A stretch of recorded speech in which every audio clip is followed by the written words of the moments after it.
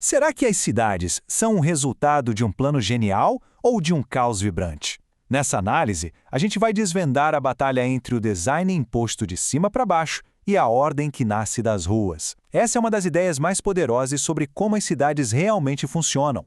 Pensa só, quando a gente olha para um mapa de uma cidade, o que estamos vendo ali? É um projeto todo meticuloso, pensado nos mínimos detalhes? Ou é uma ordem que simplesmente surgiu por conta própria? É exatamente essa tensão que a gente vai explorar, o plano central contra a sabedoria que vem das pessoas. Ok, vamos mergulhar nisso. Para a gente entender, vamos voltar um pouco no tempo. A história do planejamento urbano no século XX começa com um sonho muito, mas muito ambicioso. A ideia de que seria possível projetar a cidade perfeita do zero, usando apenas a razão e a ciência. Para os primeiros planejadores modernistas, gente como o Le Corbusier, as cidades não eram tão complicadas assim. Eles viam as cidades como problemas de simplicidade. Acreditavam que, com a lógica certa, um planejador central conseguiria organizar tudo, onde as pessoas iam morar, onde iam trabalhar, como iam se locomover. Era um ideal de controle e ordem total. E claro, essa ideia não surgiu do nada, né? Como o historiador Peter Hall nos lembra, essa confiança toda vinha direto lá do Iluminismo. Aquela crença de que a humanidade poderia, usando a razão, redesenhar a sociedade para ser mais lógica, mais eficiente, enfim, perfeita. Mas enquanto os teóricos desenhavam suas utopias nas pranchetas, uma voz começou a apontar que a realidade, lá na rua, era bem diferente. E essa voz era a de Jane Jacobs. O método da Jane Jacobs era radicalmente diferente. Ela não começava com grandes teorias, não. Ela partia do que via pela janela e do que sentia em suas caminhadas. Naquela bagunça que os planejadores queriam eliminar, as calçadas cheias, os bairros com lojas e casas misturadas, ela via um sistema que funcionava, um sistema seguro e cheio de vida. E aqui a gente chega no conceito fundamental dela. Para Jacobs, as cidades não eram simples, mas também não eram um caos puro. Elas eram problemas de complexidade organizada. Pensa numa teia de aranha, onde cada fio está conectado e influencia todos os outros. Tentar simplificar isso com um plano rígido era a receita para o desastre.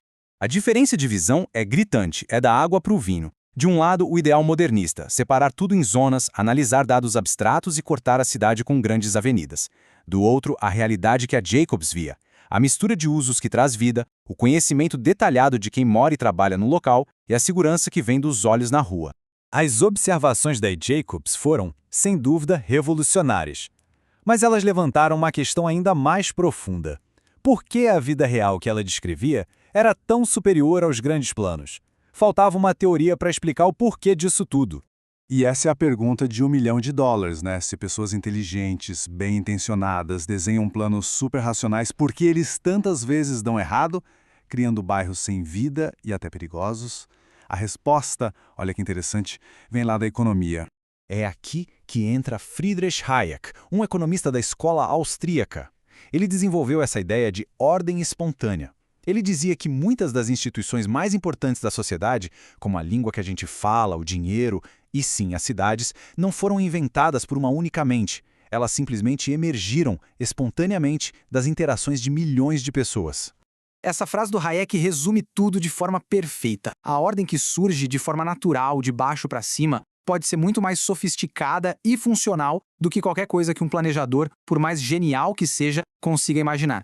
Tá, mas como isso funciona? A mágica acontece por causa do conceito de conhecimento disperso. Hayek argumentava que o conhecimento vital para fazer a sociedade funcionar não está num único lugar.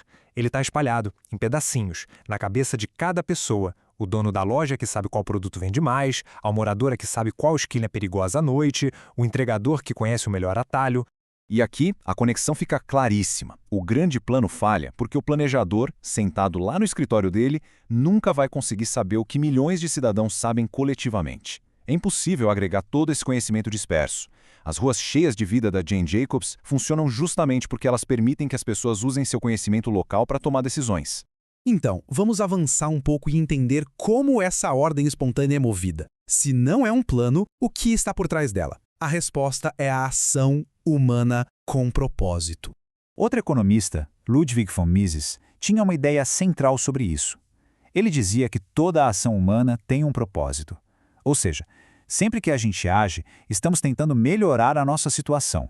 Ninguém age para piorar a própria vida, certo? Estamos sempre buscando um estado de coisas que seja mais satisfatório para nós. Então, o ponto crucial é este. Uma cidade é o resultado de milhões dessas ações. Como o economista Edward Glaeser argumenta, as cidades são como ímãs para a ambição humana. As pessoas se mudam para cidades porque é lá que encontram as melhores oportunidades para cooperar, aprender, criar e, no fim das contas, melhorar de vida. A cidade é o grande palco da ação humana. Mas e quando os planejadores ignoram toda essa dinâmica e tentam impor o seu próprio design? O urbanista Alain Berthaud nos dá uma visão bem prática e forte das consequências disso. A principal crítica do Berthaud é que muitos urbanistas simplesmente fingem que a economia não existe. Eles ignoram o sistema de preços, que é o mecanismo mais eficiente que a gente tem para comunicar todo aquele conhecimento disperso sobre o que é raro e o que as pessoas querem. O preço da terra, por exemplo, é um sinal poderoso sobre onde as pessoas mais querem viver e trabalhar. Essa tabela aqui revela bem a consequência dessa cegueira. Numa cidade de mercado, a alta densidade surge naturalmente no centro, onde a demanda é maior. Mas em economias planificadas, como Berthaud viu na antiga União Soviética, o oposto acontecia. Prédios enormes eram construídos lá na periferia, longe de onde as pessoas realmente queriam estar. É uma lógica urbana completamente invertida. E como o Berthaud aponta, essa cegueira em relação aos preços não é só um problema histórico, não. Ele encontrou isso em planos diretores de cidades do mundo todo, de países ricos a pobres. Os planos são feitos como se o custo e o valor da terra fossem simplesmente irrelevantes. Bom, então se os grandes designs falham e as cidades são ordens espontâneas, isso significa que não existe nenhum papel para o planejamento? Talvez o papel do planejador precise ser repensado. Em vez de ser o arquiteto mestre que desenha cada detalhe, talvez ele devesse ser mais como um jardineiro. Sabe, o jardineiro não desenha a flor, mas ele prepara o solo, garante água e luz, ele cria as condições gerais para que a vida possa florescer de forma orgânica e saudável. E a gente termina com este pensamento do Hayek, que conecta tudo. A beleza e a força de uma cidade livre, assim como de uma sociedade livre, vem justamente de não tentar controlar tudo. Ao abrir mão do controle central, a gente permite que o vasto e disperso conhecimento de milhões de pessoas seja usado, criando uma ordem mais complexa, resiliente e humana do que qualquer plano poderia conceber.